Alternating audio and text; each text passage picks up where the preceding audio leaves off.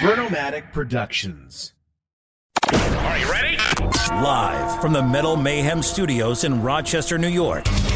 We are gold.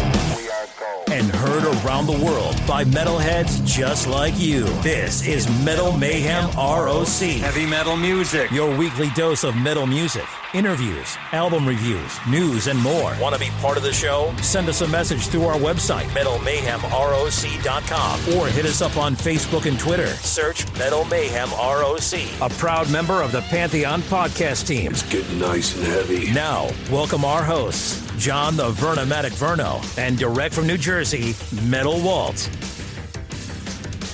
Good evening, everybody. Happy Thanksgiving to all. As always, new content drops every Thursday night. This week, Metal Walt and I bring you a kick-ass story about two metalheads from Northern California. Amateur rock photographer Steve Roney and his buddy, author Scott Davis, they put together this book called Pictures Alive, Rock Shows of the 80s and Beyond. Essentially what happened was, back in the 80s, they would go to these rock shows and Steve would smuggle in his camera and just take pictures, like really good pictures. Well, after about 4 or 5 years, he had pictures of all the stars: Van Halen, Motley Crue, Judas Priest, Maiden, Kiss, Y&T, you know, all our favorite bands back when they were fucking young and fresh. Well, as the years went on, they stayed friends. They grew up, have professional jobs. But then they decided, you know what are we going to do with all this stuff? And decided to package all these pictures into a cool book. It's included with these stories about how they got all these pictures, old ticket stubs, old just memorabilia. You know, we all love the heyday. We were all there. We all, got those old circus magazines and hit paraders. And, this is right up our alley. So they're here to tell us all the shenanigans, what went on. But first, just want to remind you to visit our website, metalmayhemroc.com. Join our community by signing up for the email list. That way we could send you alerts on new podcasts, YouTube videos, alerts for our live radio show on Monday night. Do us a favor and leave a review if you could get up to Apple Podcast. That kind of stuff in the podcast and media world, that's golden. So that's what we got tonight. Steve Roney, Scott Davis, Pictures Alive, Rock Shows of the 80s and Beyond. For my co-host, Metal Walt, I'm the Vernomatic. Happy holidays. Thank you for the support. And as always, gobble, gobble, gobble. See you, gang.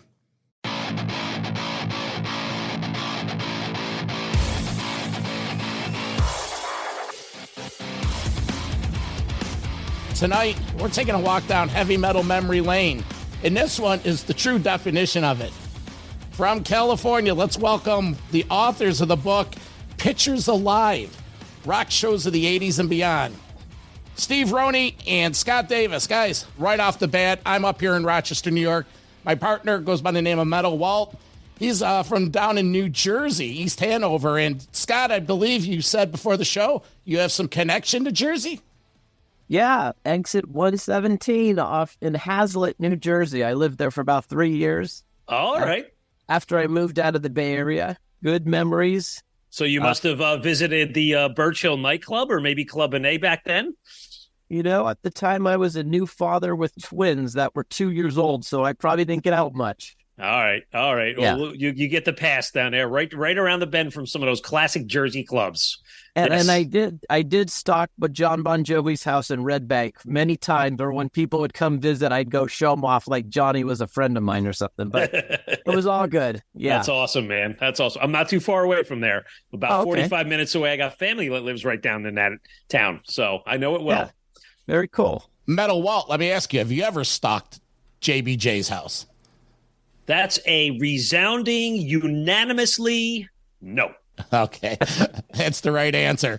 All right, well, guys, Steve Roney is the photographer behind the pictures in this book, and his friend Scott Davis, lifelong friend, is the admin behind it, helped design it.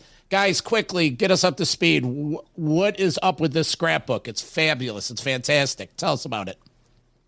Well, in a nutshell, back in 2000, during the COVID, the COVID shutdown, Scott and I have been friends for years. and he was very familiar with all my photos. And I just had this idea. I said, because he had a little bit of experience doing this. I said, "Hey, Scott, what do you think of what if you think we did a book with my photos?" And without really going into much more detail, he goes, "Yes, let's do it. That sounds great." And we didn't really know what to expect. We didn't know what it was going to cost. We didn't know anything other than we can do this. And so I sent him a file of all my photos, and we spent probably at least a couple nights a week and on Sundays for hours picking out the photos, starting with 1981, Van Halen, the Fair Warning Tour, all the way up to the Kiss, farewell in 2000. And we just put them together, and Scott had just great ideas as far as, well, okay, Steve, we can do this, we can do that. And there's a little paragraph, there's very little reading. This is 300 pages, over 400 pictures, never seen before. They were my photos. I never shared them. I waited 40 years to do this, and that's what we did. And I have some pretty great stories and experiences going to these concerts and what happened before and after. And so there's a paragraph or two on each page, on each spread. And the response we've been getting is just fabulous. It took us 2 years to do this. We printed up 1,000 copies. We've sold over 600. And once the 1,000 were gone, we're pretty much done. Okay. And the overwhelming response we got is, man, this is just a trip down memory lane. I was at that show in my city when it came, blah, blah, blah. So people are really digging the fact. And these are pictures when all these rock stars were in their prime, late 20s, early 30s, Van Halen, AC/DC, Kiss, you name it. So it's been a lot of fun. And that's where we're at. And then now we're with you guys. So here we are. One question before I pass the metal baton to Walt. These were mainly shot up in the Bay Area, San Francisco? All Bay Area. And again, this is, when film was still existed. These are all on film, no digital, automatic focus, no flash. I had to rely on stage lights to get photos, and I was a kid in high school. And I'd have to, the thing I should point out is I had to sneak my camera to all of these shows because every show said no cameras allowed. And I had the idea, well, maybe it'd be great because I used to love those magazines, Hip Parade, Circus, Cream, all those great professional photographers, shots in those magazines. I thought, I was taking a photography class in high school my freshman year, and I started going to concerts in 1980, more often, of course. And I just tried it. And, people ask, well, how'd you sneak your camera? How'd you do it? Well, back then I had a black members only jacket. Okay. I would take the lens off the camera and I would stick it on the inner sleeve underneath the jacket. And I'd take the camera part or the lens, the same thing over here. And then I would push my sleeves up of the jacket. So I look kind of bulky. Then I camera strap that I put around my waist like a belt. Okay. So then when I went in for the actual pat down, they used to pat us down, right? Going into the concert, I would lift my jacket open and they would frisk me up to my armpits, not knowing the camera was about 2 inches away. Now I did this like 60 times. And once I got into the concert, most of these, not all, but most of these were general admission.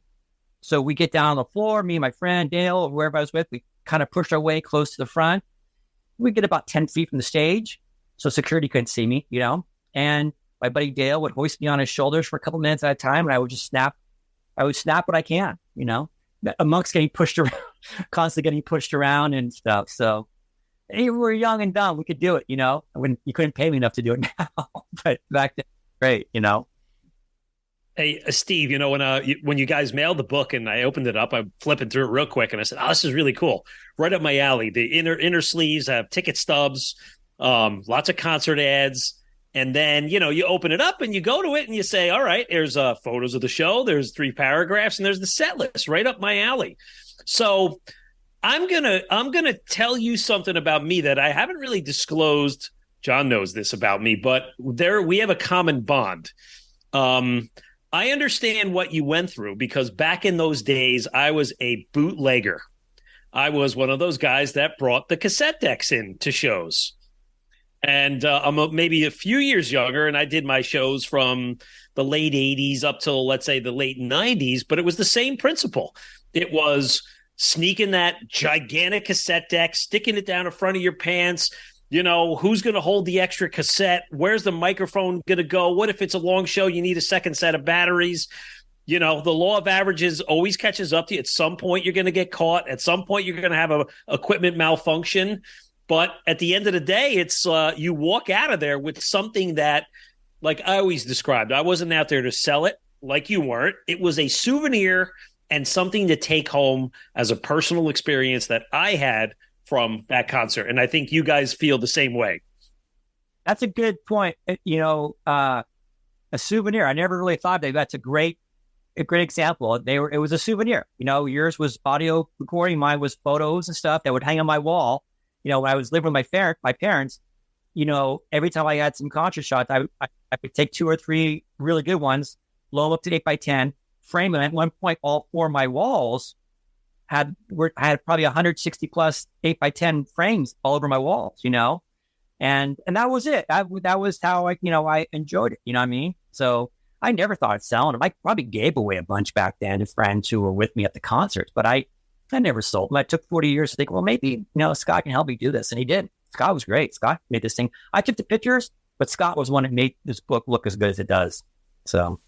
Well, you know, it's another thing is like, you know, if you're 50 something, you would be in the back of Hit Parader or probably Circus more so. Maybe even 16 magazine, you know, if you were buying it for Kiss specifically, despite the Leif Garrett and Bay City Roller pics and all that stuff. But it's like you would be pen paling people, or you'd write to like Front Row Photos. Those guys have been around forever, and you would get their little catalog in the mail of like photocopied pictures of Kiss or whatever band you were into. And maybe you ordered some and, you know, and you'd get them and whatever, and they'd be, you know, pretty cool. But that really wasn't as prevalent as, you know, these days and stuff like that, you know? So it's like, you know, Steve, again, like, wasn't into this to make money or sell his photos or do this whole little side gig. It was just like, you know, his wall, when I met him, his bedroom was literally covered with 4 walls of 8.5 by 11, perfectly framed all black frames, like wallpaper. And I remember I walked into his room and was just like, oh my God, like this is crazy. And then I walked onto the Creatures of the Night photos and some Van Halen shots. And I just was like, oh shit, man. You know, then we became friends like, just like that. So, hey Scott, just a question for you. When you were assembling this whole project, were you aware of how many, let's say, concerts he shot? And did you actually capture at least some of every show that you shot, or are there other shows that maybe that you have still film on that you don't, that are not included in the book? Yeah, no, that's a fair question. I think we said there was 44 bands from 26 different shows officially. There was Judas Priest, that all the shots were grainy. Steve, what was that, 82?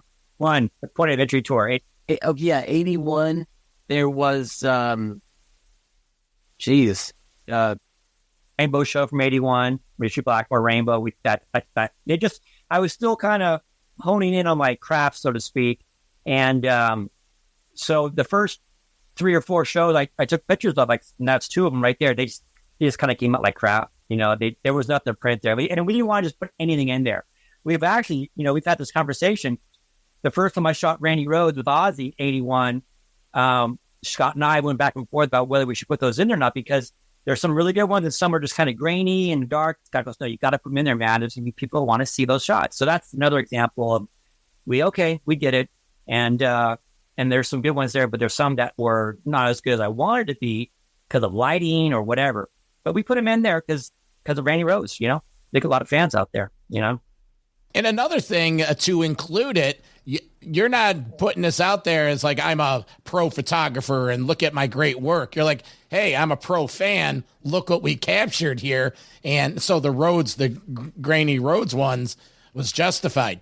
Tell us about some of these. Randy Rhoads, it was, there's a couple different shows you had, Ozzy. Tell us about these. I think it was July 5th of 81. And Ozzy was playing on July 4th, the day before. We used to have these things called Day on the Greens, where they played at Open Coliseum, big outdoor, where they had Heart, a bunch of other bands, like 5 or 6 bands, big event, right? They used to do those every summer.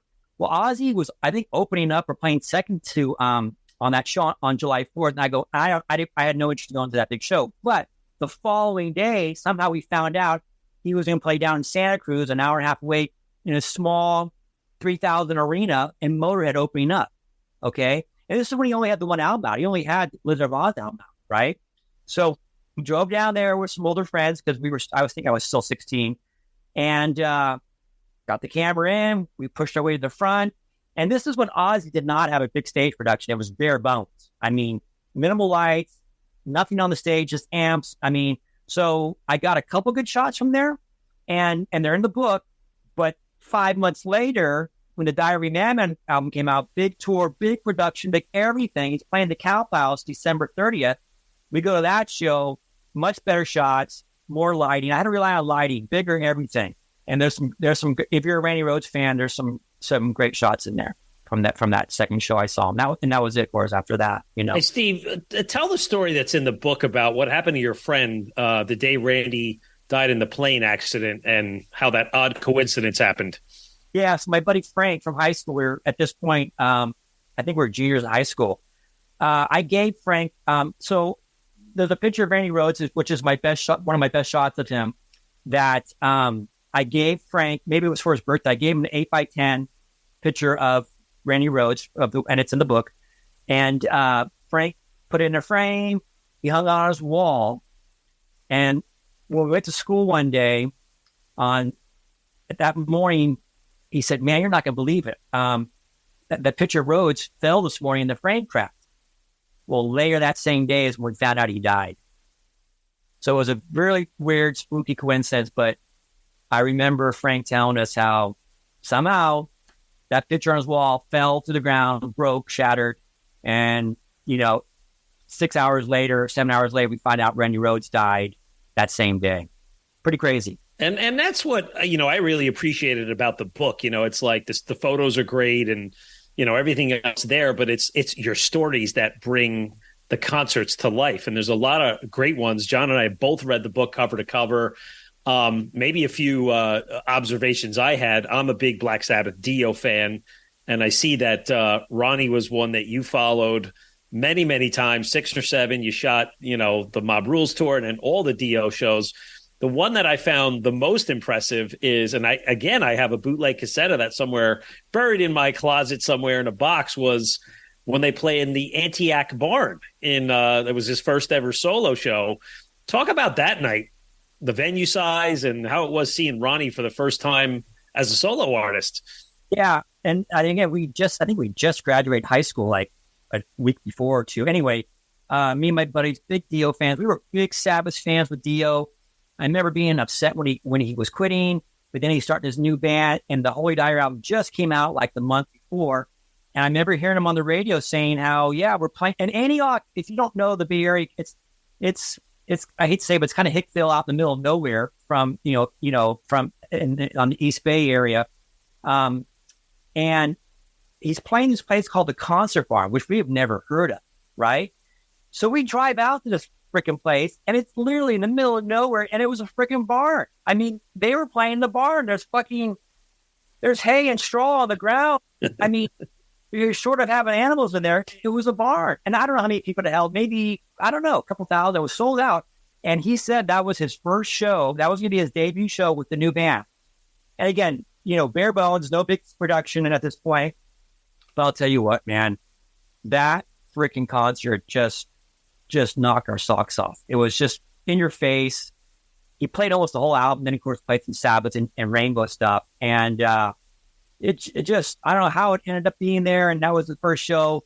But apparently, from what I understand, people have told me that no photos exist from that show, except, of course, the ones that I have. That's amazing. So, look it up. If you go to, on YouTube or look it up, apparently there are no photos from that first show. It's too bad we didn't have a conversation with you guys about 3 weeks ago, because we interviewed Wendy Dio for some of the products that just came out. There was the Dreamers Never Die DVD re-release, and she was talking a lot about how she had to go back into so many different places to find old memorabilia, photos, and footage. Wow. Hey, you may want to look her up and shoot her a line about that. She might want to add that into your, her collection. But well, we actually tried to reach out to her, or at least I did, because one thing about this book, I mean, Steve, we've talked about this many times. We're not getting rich off this book. I mean, it was like a fan thing. Steve was doing it because he had so many friends that were starting to get older and get nostalgic and inquiring about stuff. So we sent a book to Wolfgang Van Halen because we thought the pictures of Eddie were just cool, and the fact that he passed away during the production of this book was kind of profound to us, and we thought that would be like a cool thing to do. So we sent one down to Eddie's old place at 5150 Studios and stuff. And like I said, we did reach out to Wendy just simply to say, we want you to have a copy of this book. We're not looking for an endorsement or anything like that. We just thought, there's some really cool pictures of Ronnie. And to your point, I think there's 6 or 7 shows, or maybe 6 Dio shows and the Sabbath show. So if you're a Ronnie James Dio fan, man, this book is loaded with photos for you guys, or for the fans. Yeah. And Steve, just talk about, because it's obvious you met Ronnie a few times.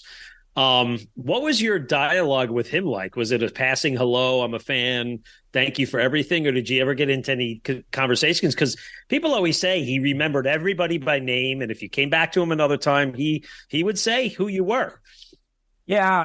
Well, okay. Yes and no. So the very first time my friends I got to meet him was the Last in Line album just came out. And this is 1984. This is when they still had record stores and they were still selling records. Okay. So he was going to do an autograph session, him and the band, a day after they had played the Bay Area. And we went to that show and we thought, oh God, we get a chance to meet this guy. And back then they would sign anything. He was signing Sabbath albums, Rainbow album, anything. It wasn't just pertain to the newest album, of course, right? And I had photos. I had photos from that Concert Barn show the year before. I brought those photos with me and he signed them. Well, it turns out that was my birthday that day. And when they were sitting at a table and Ronnie was in the middle, and you'd go to each guy and he'd sign whatever you want to sign. So when I got to Ronnie, I was really nervous because he is one of my favorites. I just happened to say, and he signed in the photos that I took from the Concert Barn. And I said, hey, Ronnie, I said, today's actually my birthday. I go, is there any chance I can get a photo with you? And he just pops right up, says anything for a birthday. And he walked around the table. And back then, no one was doing photos with these guys. No, I mean, I was probably the only guy there with the camera. Okay. And my buddy Dale, who was with me at almost most of these shows, he takes my camera. And I think we did the devil. I think we did we both did the devil thing horns. Takes a picture of that. We think we're done. And he goes, no, one more. So we took another photo where we're kind of have our other. And then he went back and the other time, and that was just great. That's at the very, I think it's at the very end of the book. There's a great shot of him and I and the date, of course. And the other time I met him was, I think I only met him one other time years later at the NAMM show, which is that big music convention in Anaheim, like in the late 90s. And it was really quick. Say, how you doing, Ronnie? And that, got another picture. But the 2 times I met him, really sweet guy, really nice guy. And it was great. It was. I really want to make sure that I got into the book for sure. And I have to throw in something that's kind of a funny little side note to Steve's thing. So, back in the day, there was a magazine called Faces Rocks. It was like Circus Hit Parader. And you could send in your fan photos of you meeting a rock star. They might put it in the magazine. Well, I know this is really just spur of the moment, but right there's a picture of me with Lita Ford from 1984. And so I go to the record store to see if my picture's in the magazine, and sure enough it is, and I'm super stoked. And I look at the bottom of the page, and there's Steve's picture with Dio in it. And I thought, holy shit, here's my, one of my dearest friends in the same magazine. We didn't know he was sending it in, but we were in the same issue with our respected rock star photos there. It was kind of cool. That's great. That's actually awesome. That's pretty rad.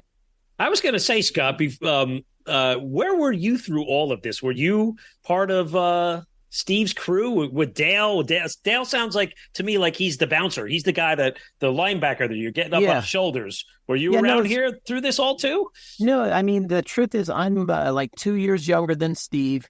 We lived in like towns next to each other on the peninsula in South City. He was in Millbrae. I had a friend who took guitar lessons and kind of knew a mutual friend of Steve. So one day, he said, "Hey, I'm going to see my buddy Steve. He's a big Kiss fan. He's got these pictures all over his walls. You want to go with us?" And I was like, "Sure." So I forget what it was. We always say it was my mom maybe gave us a ride or something down to Steve's house. But that's how I befriended Steve. Then we just had a kind of like a fan geek thing with the Kiss photos and Motley and Van Halen, and Steve played guitar, and I said he had a Les Paul that, as a big Ace Frehley fan, it was like, I don't think I've ever even seen a Les Paul in real life. And so like, I was enamored with that. Steve had an old Charvel striped Van Halen, the early model Charvel guitar. And like, it just, I don't know, we just had a lot in common despite, being different schools and a little bit different in age, but we stayed in touch the whole time. So I don't know if I was part of his crew, say in high school, but after, when I was in college and stuff like that and graduated, Steve and I would just hang out when we could, maybe go grab some food, go down to the record stores and that type of stuff. And we both had little kind of mini trucks of sorts back in the 80s. And we had, we just had things in common and we just kept in touch.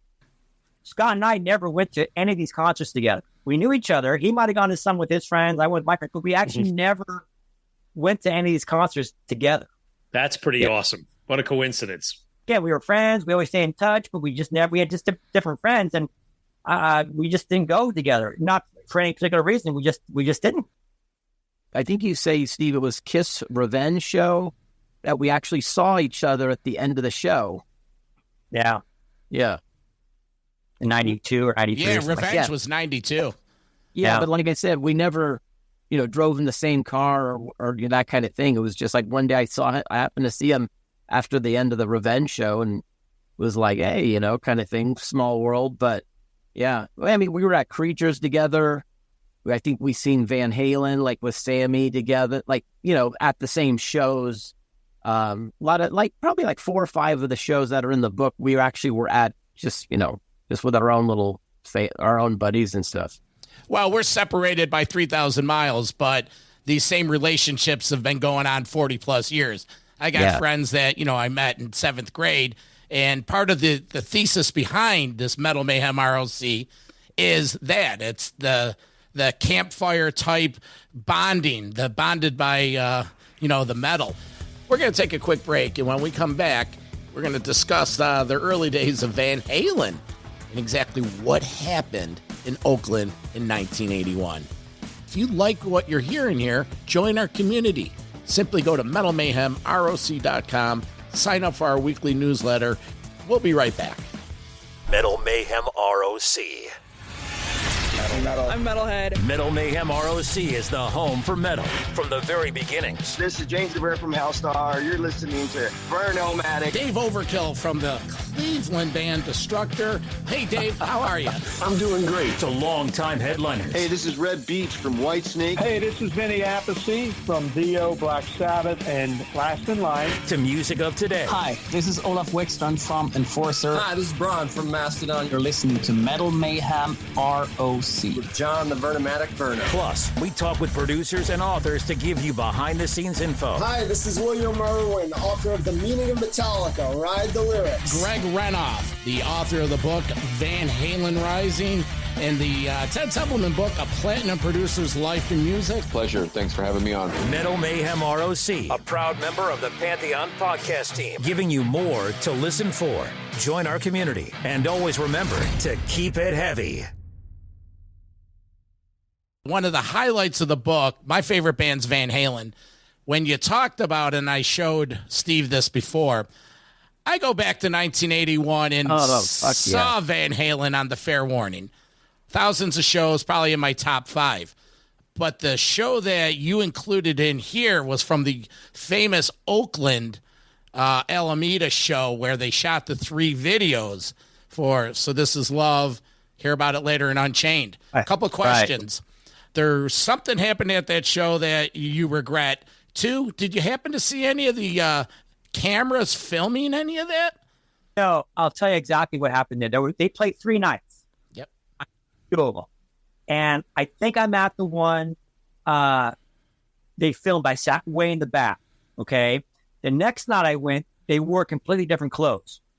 The first I saw them, those are the clothes they were wearing. So I think I was sitting way in the back.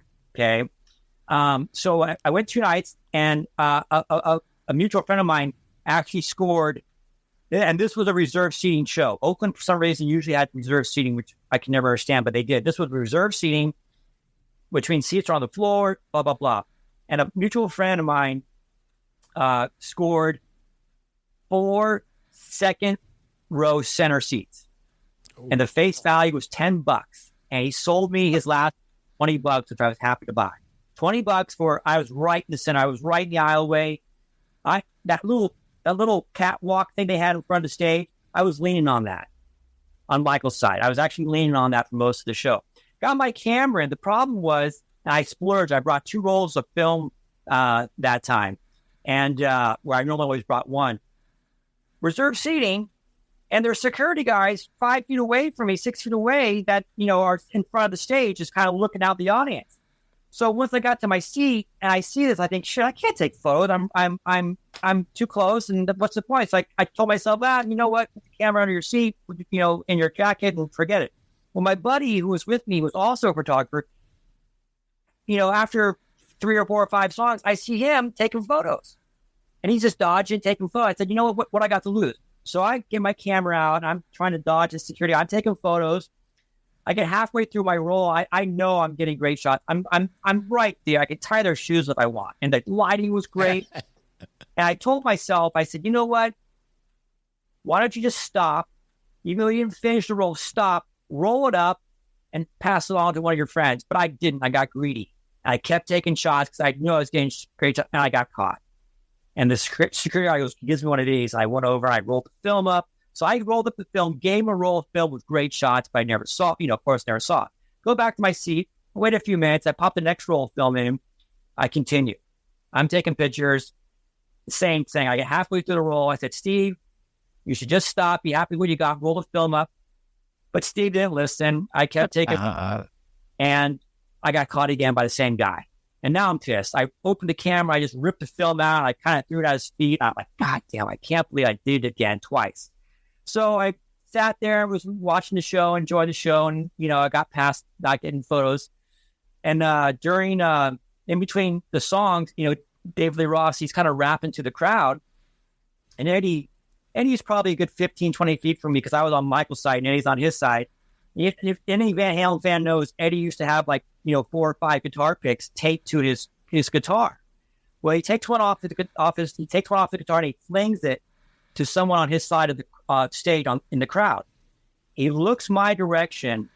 I raise my hand up. He takes another pick and he flings this thing towards me. Now this thing is curving through the crowd, through the air like a boomerang. And I don't know how I did it, but I put my hand up and I caught this thing. I go, holy shit, I just caught a guitar pick from Eddie Van Halen. And it's in the book. There's a picture of, me holding it like this, and it's in the book because I didn't get photos. So I thought the least I could do is put a picture of the actual guitar pick from that 1981 Fair Warning show. So got a guitar pick, but I didn't get pictures. Well, you got the guitar pick for 81, but the 82 diver down shots are legendary. Ed with the overalls and Dave being Dave. Tell us about that show. Where was it? And any fun stories with that one? So that was about a little more than a year and a half later. This is Diver Down Tour. Again, they're playing 2 nights at the Cow Palace, which is in San Francisco. General admission, no reserved seating. I thought, you know what? Since I didn't get pictures last time, I decided to bring 2 rolls of film again. And I was with 2 or 3 friends, and we're in line, and we're getting ready to get patted down. I got my camera all in its place. I always had a roll of film in the camera itself. And the second roll of film I gave to my buddy Al, and he put it in his shoe. That was my backup, right? So we get up, and we're getting patted down, and I get caught. The security guard feels the camera in my jacket. He goes, what is that? What do you got in your jacket? And I start pulling it out. Well, everyone in the back, in line wants to see what I'm trying to sneak into the show. Yeah, it's embarrassing. I'm holding up the line. I pull out the camera, and the guy goes, no cameras allowed. You got to bring that back to your car. Well, I don't know how I thought this, but I just said, I was lying. I said, I don't have a car. I got dropped off. I go, why don't you just take my film? And he said, you don't have a car? I said, no, I got dropped off. I have 1 roll of film because that's the only roll of film you got. I go, yeah, just take the film.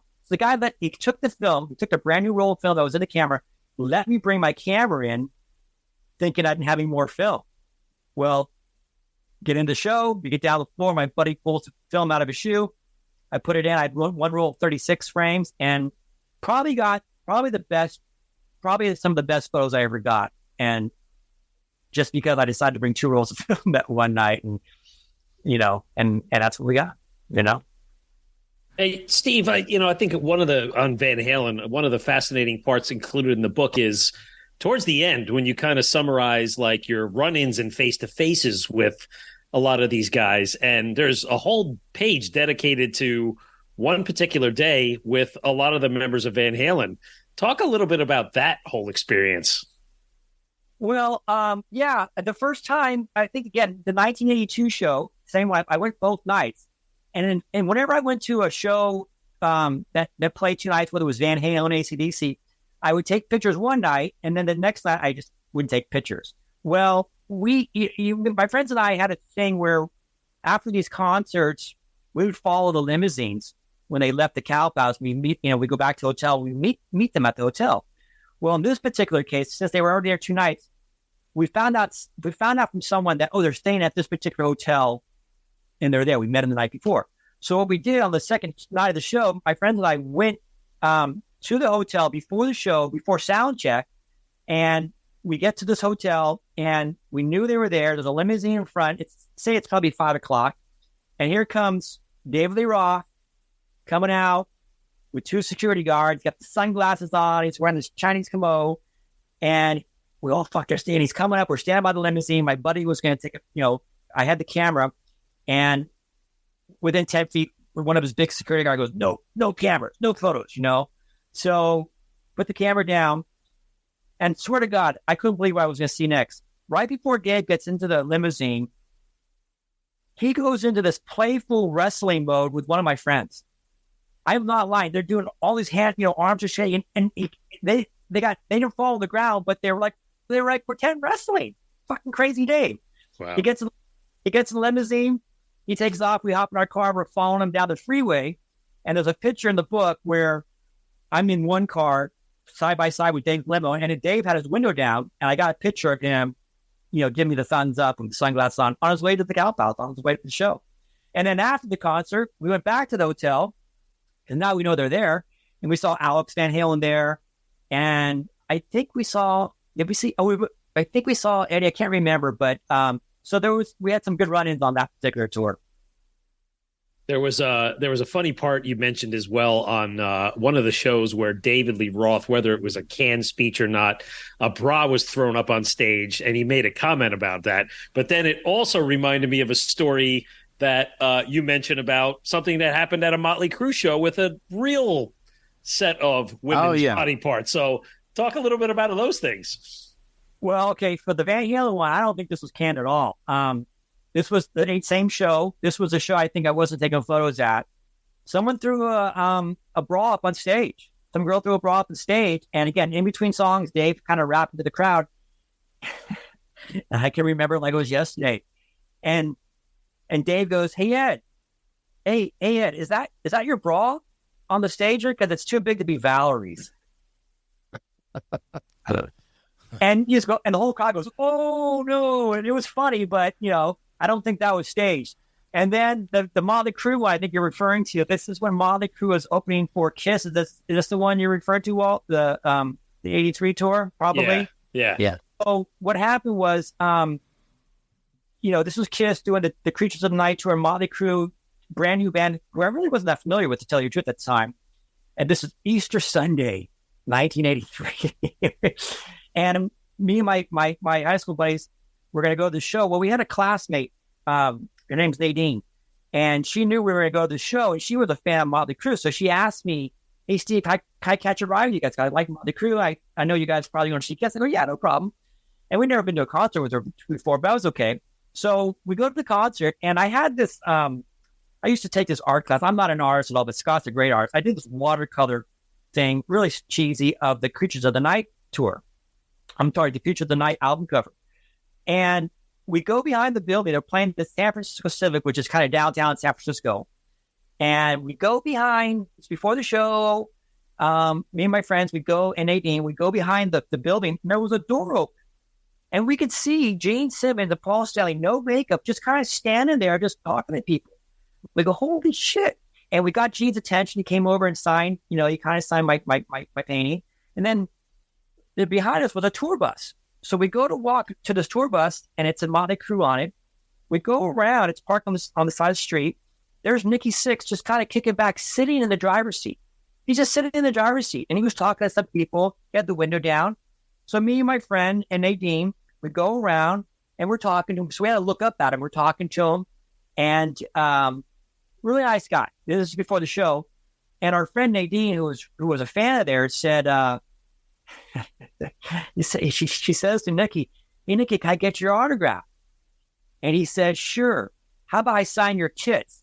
Don't be shy. I'm not. So my friend Dale and I, we literally had to hoist her up to get to Nikki because he's in the bus, he's in the driver's seat. And so she pulls her top down and we hoisted up as far as we could. And he kind of, someone had a Sharpie and he signed her tits. There we go. Nadine got her tits signed. And that was... Did you turn the camera and take a photo to give to her so she had proof it actually happened?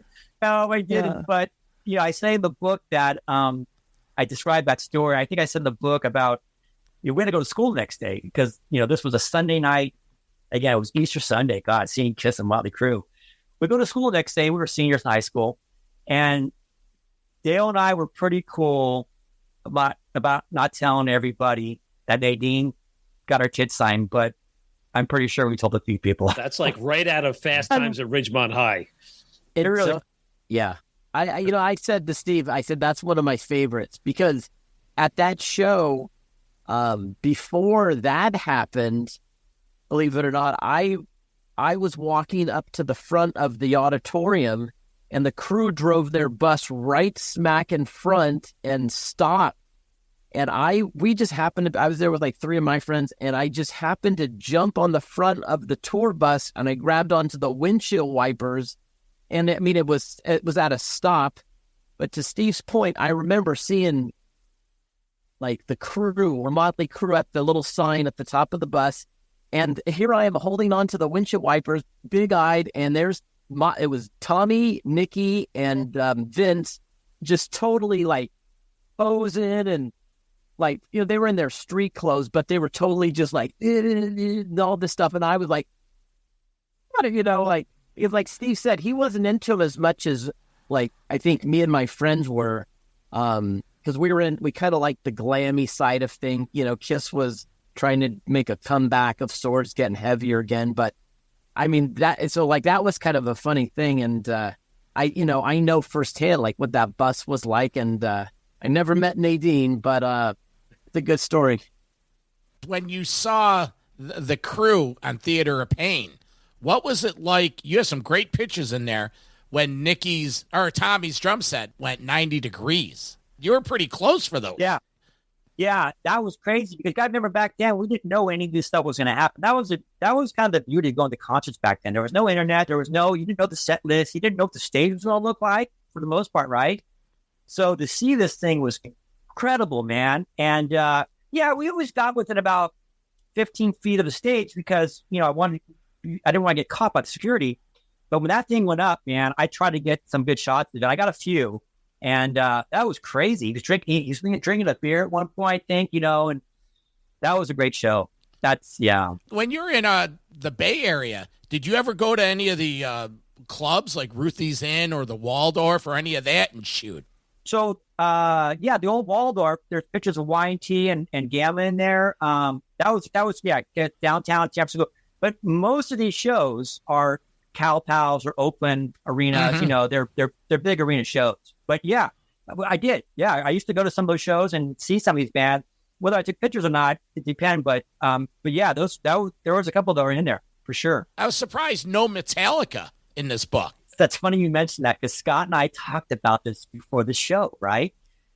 Metallica, I was kind of done taking photos by the time they were really moving up the ladder. You know what I mean? And again, I didn't get into them, again, to later on. And these are the ones I took. I didn't go to every show. I went to the ones that were my favorites. You know what I mean? So I missed Metallica. I blew it. I know they did play some clubs back then. I mean, that I could have got, right there in front. But you're right, because you finished in 86, and the Metallica's timeline, 83, they're doing Kill 'Em All, and then they spent all that time in Europe. They opened for Ozzy on his Ultimate Sin tour, which I think was 86. But again, you know what I mean? I didn't take pictures. I got plenty of photos of Ozzy, and that's too bad, because that would have been a great opportunity, because Cliff was still alive then. Okay, Cliff was still alive, and I could have got great shots, but I missed that one. That was one I missed. Why no Rush? Weren't you a Rush fan? Didn't they play out there? Not that much. They did, and they were kind of sporadic too.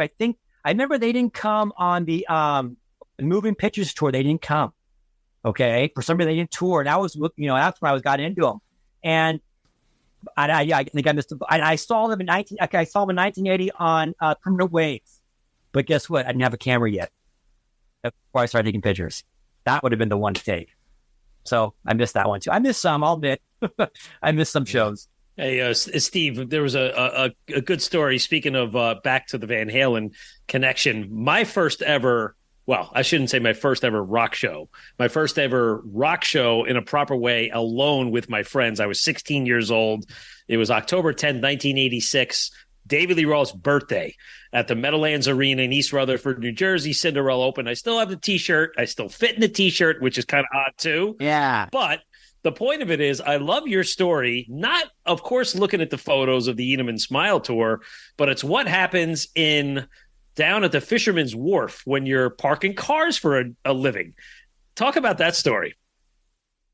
So I think the photos I have, I mean, I wanted to make sure I got pictures of that Eneman Smile Tour, because I was a big Steve Vai at the time, big Steve Vai fan. Here's Dave trying to make his point and everything. And he played, I think he played 2 nights. He did. He played 2 nights, I think in December 86 at the Cowplows. I got some great shots of that show. And after that, I thought I was done.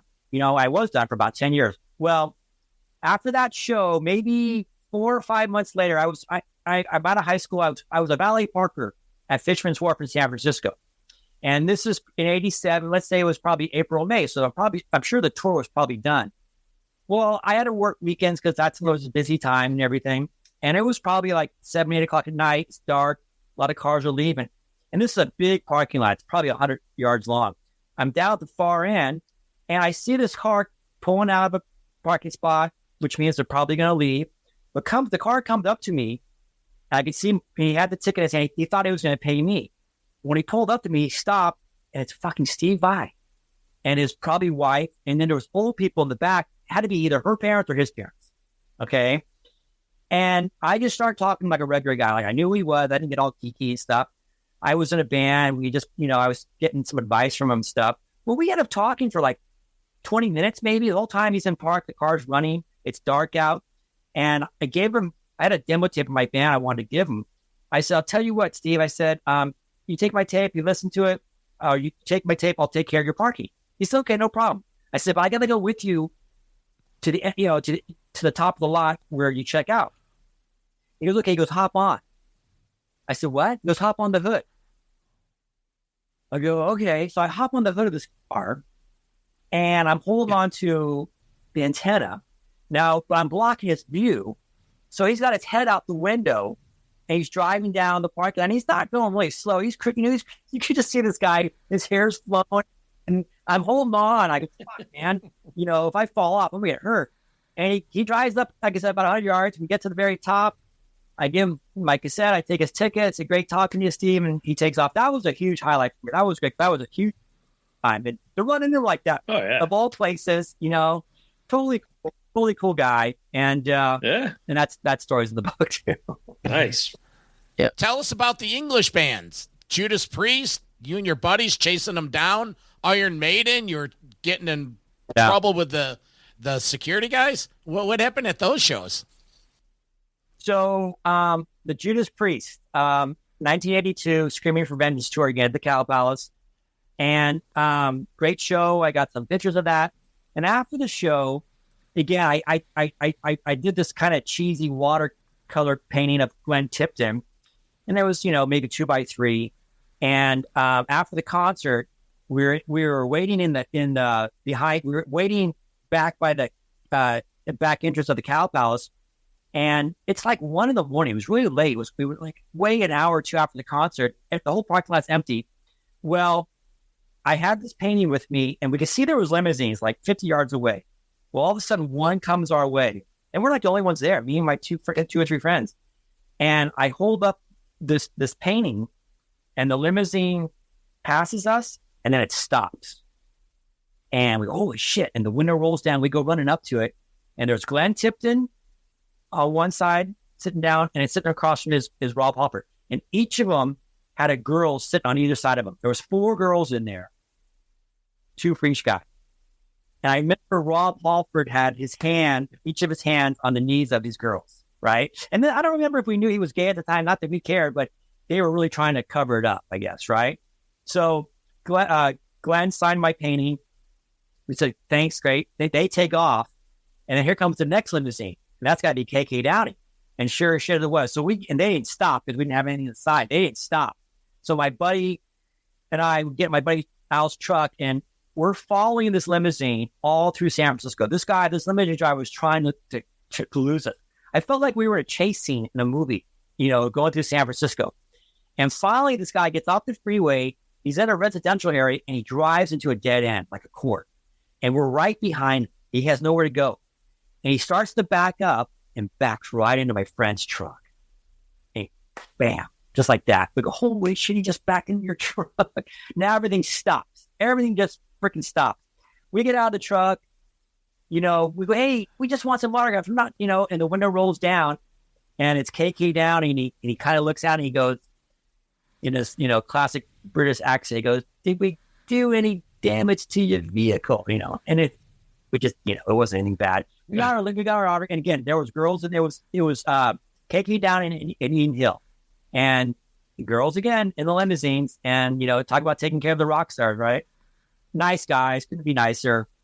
Signed whatever we had at the time. They take off, and that was Judas Priest. And I think the other one you're talking about was Iron Maiden.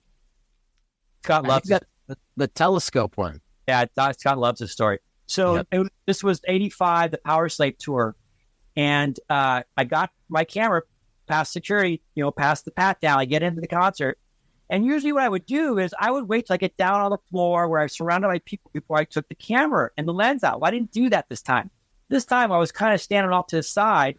I start, and I think Twisted Sister was the only band. So Twisted Sister was playing. They're the first band playing. And I start to pull the camera out of my jacket. I really wasn't paying attention. All of a sudden, a light flashes right in my face, a flashlight. I go, oh no. And it's like, he sees me pulling out. I took the lens out first. It was a telephoto lens. And I couldn't hear what he was saying because it was so loud, right? But he's shining this light on me.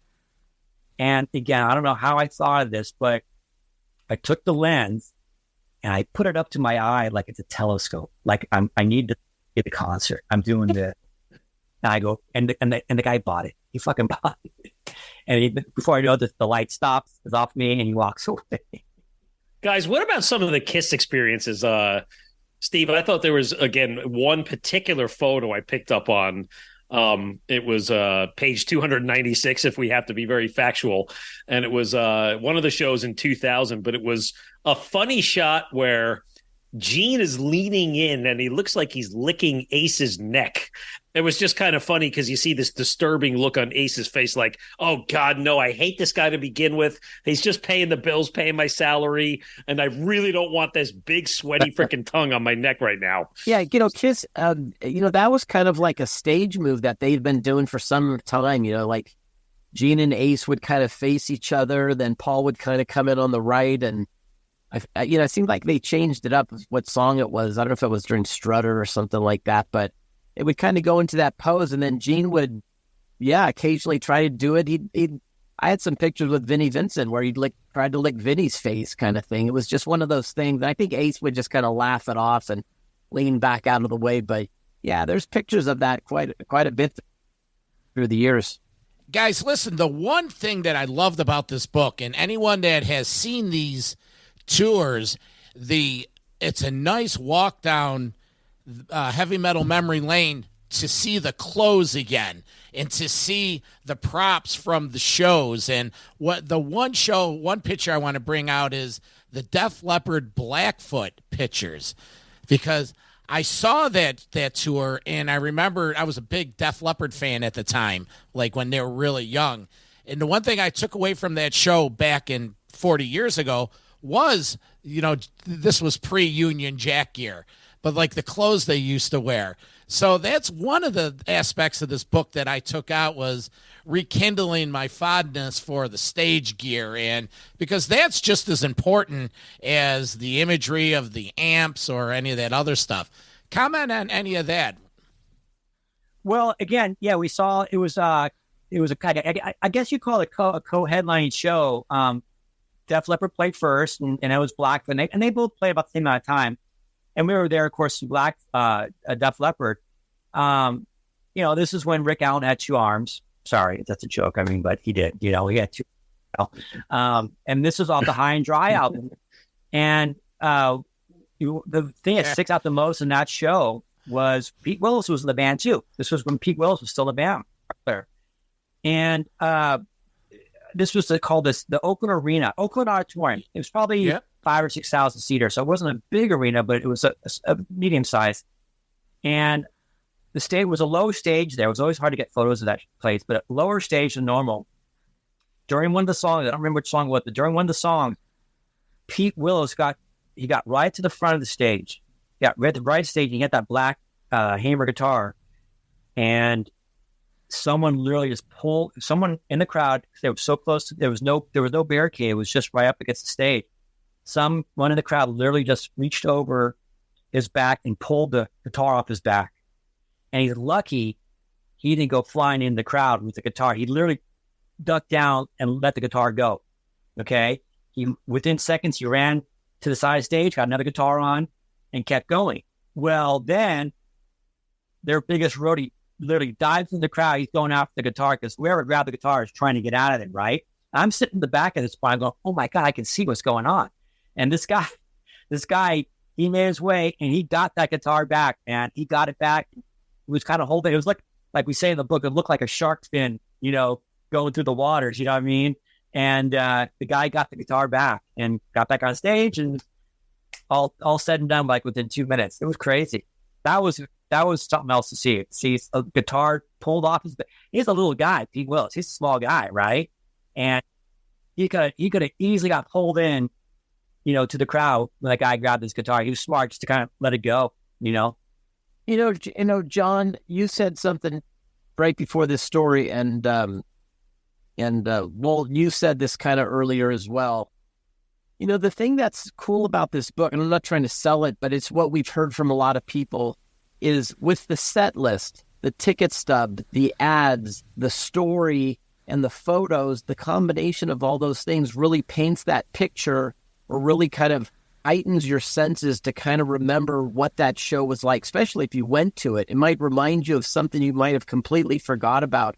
Or like you said, the clothes might say, oh shit, I remember Dave wearing the old denim jacket with all the beads and all the bracelets, or Eddie's overalls. Those are so synonymous with him. I used to love Michael Anthony's White Explorer bass with the blood splattered all over it, but he only played it for a couple of tours, and then I think he still has it actually, but that was one of those things. And so people have said to us, like, not only is the book, we had it professionally printed. It's not some, Walmart print job or something like that. It's got a nice cover. It's got a 3-pound book, full color, the whole bit, but it's all these little kind of instances that kind of paints this nice photo that we call it our time machine. It takes you back to 1984, and it's like, my God, we were all thin then. We all had hair, or bigger hair, and it's like, that's the cool thing about this. I think that's what most people get off on is that it's not just a book about AC/DC, or it's a book about your youth. If you were around in that time. So. Where can people find this? Where can they find the book? We have a website that's picturesalive.net, You can find all of the information there. The book is $29.95. Shipping in the States is only $6. We'll ship it overseas. It takes a little bit more time, obviously, and stuff like that. We had an order the other day from, what was it, Steve? Slovakia, yeah. Which was really cool because this nice guy, Radoman was his name. He said, he didn't obviously get shows like that when he was a kid, but he lived vicariously through Circus Magazine and all that stuff. So this book, man, was almost like the greatest thing he ever received. That was kind of cool. But picturesalive.net is where you can get the book. It's available on Amazon if you want to order it that route. And we even have some copies on eBay too, if you want to order it that way. But that's where you can find all the info. Guys, Steve, congratulations. This is a great testament to your youth, both of your youths. And I really enjoyed the book. Thank you. And we'll do everything here to push it. Listeners, the holidays are right around the corner. Get these for all your metalhead friends. It's a good read. It's a good, quick read. And it's something that you could pick it up at any point in time, grab a chapter, while you're having your coffee real quick in the morning and read 10 pages in 5 minutes. And it does. It reads real smooth. Yeah. Yeah, Eddie Trunk said it was one of his kind of favorite type of books. Lots of pictures, not a lot of words. So it's like, you're going to get a nice little nugget. Like you said, the Motley Crue thing was a good one. We had a blast just kind of reliving some of these stories. And because a lot of them, I'd never really heard the details behind these photos. So it was cool for me just to know the background. And just a good time. Guys, it's been a pleasure. And, this has been awesome. I'm sure we could sit here and talk for another 5 hours. Maybe we'll do it again, not to promote something. We'll just talk metal. Heck yeah. Thanks, guys. Thanks, everybody. All right. Well, everyone, thank you for listening and watching the Metal Mayhem ROC YouTube channel. And we'll be back real soon with another exciting episode. Thank you.